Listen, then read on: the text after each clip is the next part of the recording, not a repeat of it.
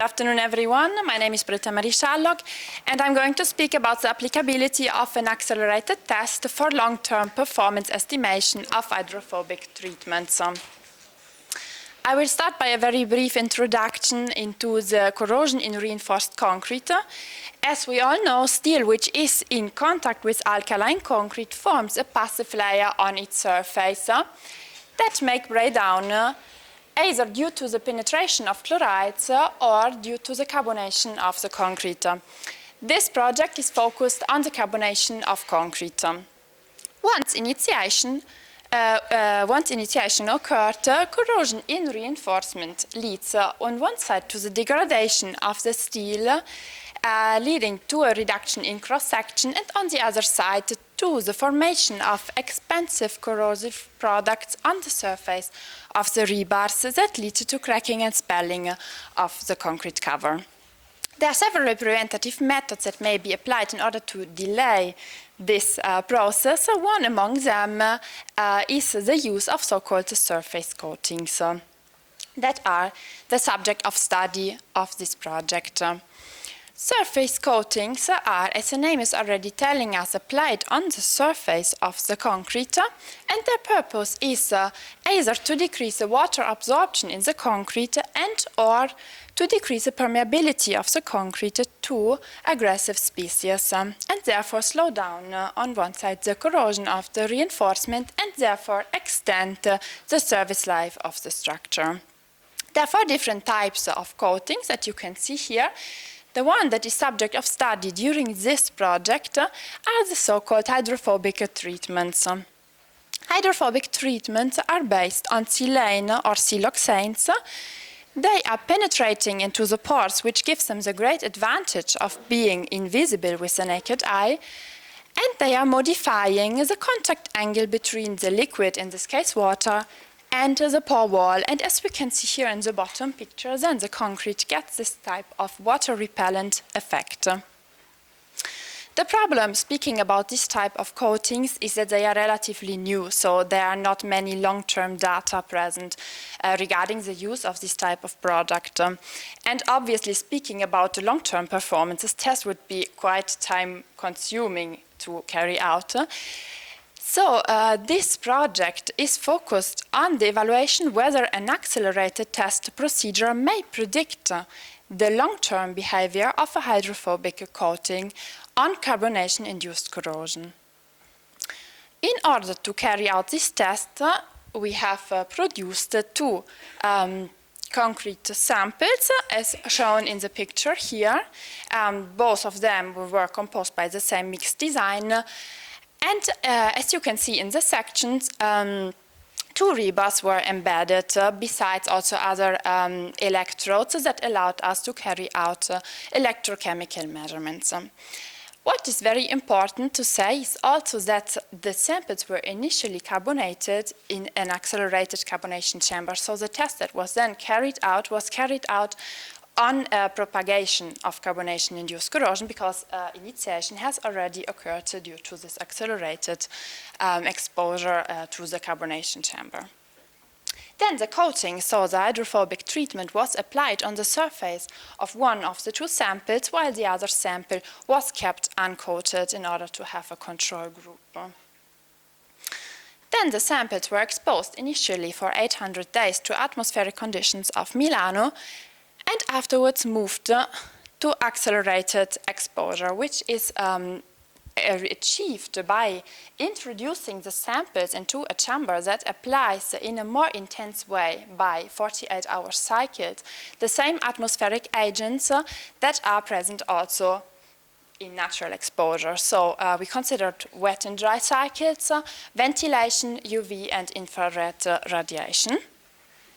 And this is in order to, let's say, stress this exposure and lead to more severe exposure conditions, also in order to determine whether the coating itself would suffer deterioration, mainly due to UV radiation, but also due to intense wetting and high temperature. First of all, I will introduce to you the results that were obtained in natural exposure. So here you can see the resistivities that were measured during this 800 days of exposure in atmospherical conditions in Milano. In this graph you can also see the precipitations monitored in the same period and also the minimum and maximum temperature over time.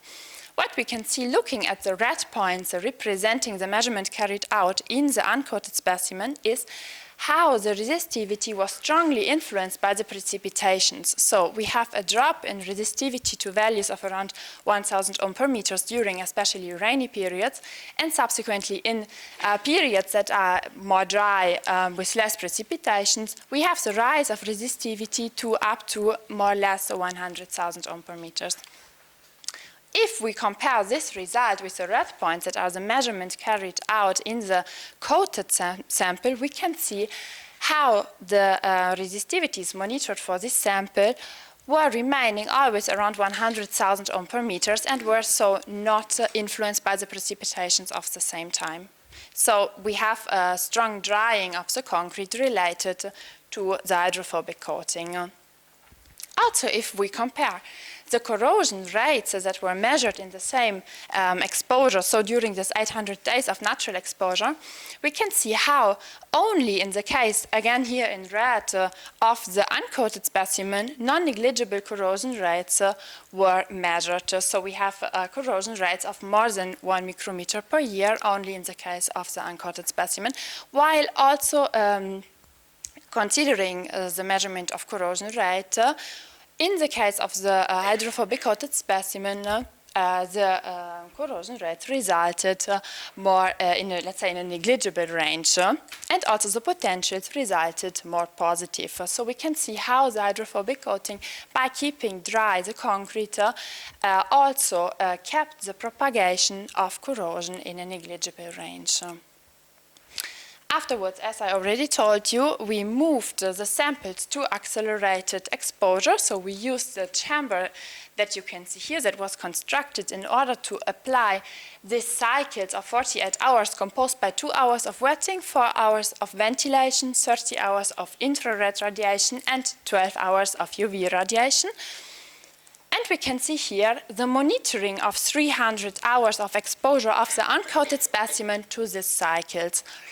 As you can see, also during the accelerated cycles, the resistivity was strongly influenced by the wetting cycles. Here, the wetting cycles, you can see them with the blue bar that is to be seen in the graph. And we can see how the resistivity in the accelerated exposure dropped during the wetting cycle to around 1,000 ohm per meters.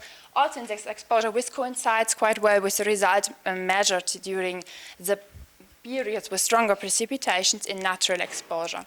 And subsequently, we can see how the resistivity was rising to around 5,000 ohm per meters during the dry period, so the ventilation, infrared, and UV.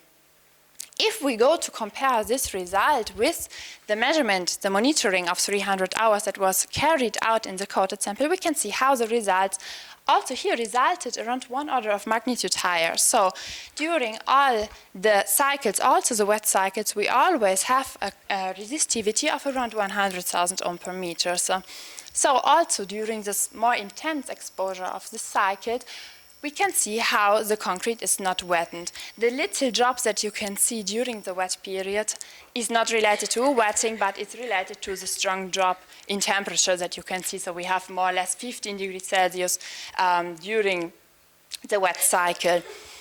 What is also important to be said is that we reach on the top of the specimen, so on the surface where the coating is actually applied, a temperature during the infrared cycle of around 40 degrees Celsius, which coincides also with the maximum temperature measured during summer during the natural exposure in atmospheric conditions of Milano.